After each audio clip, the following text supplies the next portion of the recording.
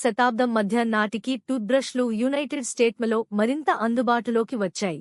అయితే చాలామంది ప్రజలు వాటిని ఇంకా విలాస వస్తువుగా భావించేవారు.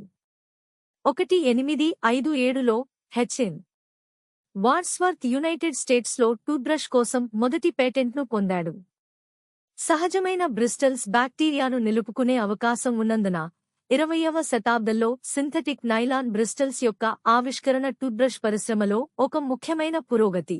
డ్యూపాంట్ కెమికల్ కంపెనీ 1938లో నైలాన్ను కనుగొన్నది మరియు త్వరలోనే నైలాన్ బ్రిస్టల్స్తో కూడిన మొదటి టూత్బ్రష్లు అందుబాటులోకి వచ్చాయి.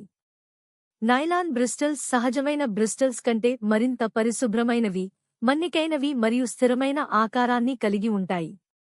రెండవ ప్రపంచ యుద్ధం తరువాత అమెరికన్ సైనికులు తమ దినచర్యలో భాగంగా టూత్బ్రషింగ్ను అలవాటు చేసుకున్నారు. ఇది దేశవ్యాప్తంగా టూత్బ్రష్ల వినియోగాన్ని పెంచింది. 1950లలో ఎలక్ట్రిక్ టూత్బ్రష్లు పరిచయం చేయబడ్డాయి. ఇవి దంతాలను మరింత సమర్థవంతంగా శుభ్రం చేయడానికి సహాయపడతాయి.